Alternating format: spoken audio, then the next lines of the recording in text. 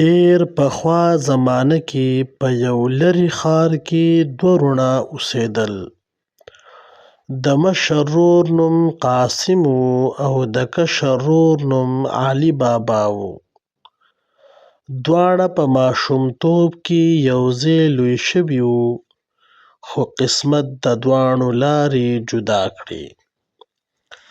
قاسم د یو شتمن سوداګر له لور سره واده کړی و، نو ډېر مالدار شوی و. د هغه په کور کې نوکران، سره زر، قیمتي کالي او هر قسمه اسانتیا موجود وه. خو علي بابا غریب سړی و. هغه به هره ورځ ځنګل ته تلو، لرګي به یې پرې کول، په خپل خر به یې بارول او ښار ته به یې د خرڅولو دپاره وړل. د همدې نه به یې د خپلې کورنۍ ګزاره کوله. ژوند یې ساده و، خو زړه یې مطمئن و. یوه ورځ چې علي بابا په ځنګل کې لرګي پرې کول، ناڅاپه یې د آسونو د منډو شور واورېد. هغه وېرېد او ژر د یو لویې ونې د هغې شاته پټ کېناست. لږ وخت وروسته څلوېښت کسان چې تور کالي یې اغوستي وو، په آسونو سواره راغلل. هغوی د یوې غټې ډبرې مخې ته ودرېدل.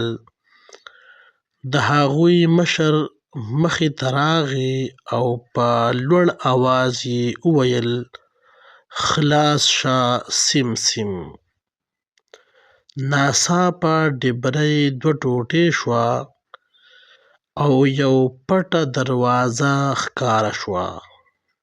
ټول غله دننه لاړل. لږ وخت وروسته چې بېرته راووتل، نو مشر بیا وویل: بند شه سیم سیم. دروازه بنده شوه او هغوی لاړل. کله چې ځنګل په ارام شو، علي بابا له ونې د شا نه راووت. زړه یې ډېر زور زور وهل او هغه د ډبرې مخې ته ودرېد او ویې ویل: خلاص شه سیم سیم. دروازه سمدلاسه خلاصه شوه. دننه ډېر زیات سره زر، سپین زر، کالي او دغه شانتې قیمتي کاڼي پراته وو. علي بابا حیران پاتې شو. هغه له ځان سره وویل: دا ټول د غلو مال دی. که زه لږ څه واخلم، شاید څوک به پوه نه شي. هغه یوازې دومره سره زر واخیستل چې په خر یې ضایع کېدل. بیا یې وویل: بهر راووتو او دا یې وویل: بند شه سیم سیم. هغه دروازه بنده شوه او علي بابا کور ته لاړل. کله چې کور ته ورسېد، خپلې ښځې ته یې هر څه وښودل. ښځه یې حیرانه شوه. هغې وویل: دا سره زر باید وتلو. هغوی د قاسم له کوره تله راوړه. د قاسم ښځې په پټه د تلې لاندې لږ موم ولګولو. کله چې تله بېرته ورغله، یو د سرو زرو سکه پرې انښتې وه. قاسم ډېر غوسه شو او علي بابا ته ورغی. هغه ته یې وویل: رښتیا ووایه چې دا مال دې د کومه راوړې. علي بابا مجبور شو او ټوله خبره یې ورته وکړل. بله ورځ قاسم ځنګل ته لاړ، ویې ویل خلاص شه سیم سیم.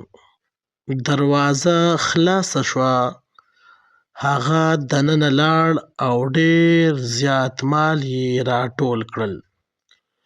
خو کله چې غوښتل بیرته راوځي، جادويي الفاظ یې هېر شول.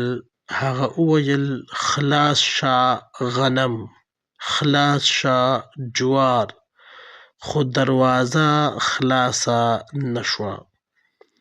همدې وخت کې غله راغلل او قاسم یې ونیولو او د نیولو سره دې یې ووژلو. کله چې قاسم کور ته راستون نه شو، علي بابا پسې ورغل. هغه یې ورور یې ولیدو چې مړ پروت و. علي بابا خپل ورور مړ وموندو او په پټه یې کور ته راوړ. دلته د مرجانه نومې هوښیارې ښځې کیسه شروع کېږي. مرجانه ډېره ځیرکه وه. هغې پوهه شوه چې خطر شته. غلو ته شک پیدا شو چې بل څوک هم د خزانې راز پیژني. هغوی ښار ته راغلل او د علي بابا کور یې وپیژند.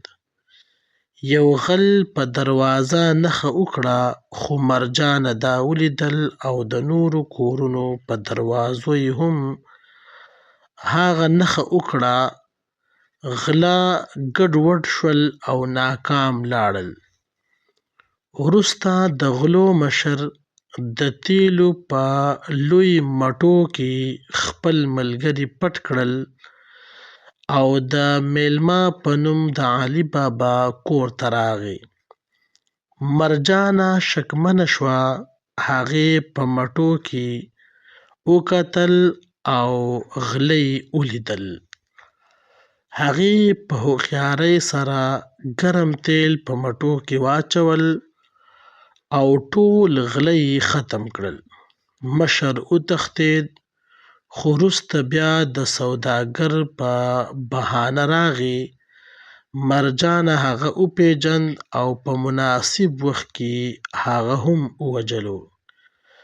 په دې ډول د څلوېښتو غلو کیسه پای ته ورسېده. علي بابا د مرجانې له هوښیارۍ ډېر خوشحاله شو او هغې ته یې عزت ورکړو. په پای کې علي بابا پوه شو چې مال او دولت نه، بلکې عقل، صبر او امانت تر هر څه مهم دي، او همداسې هغه په خوشحالۍ ژوند تیر کړل.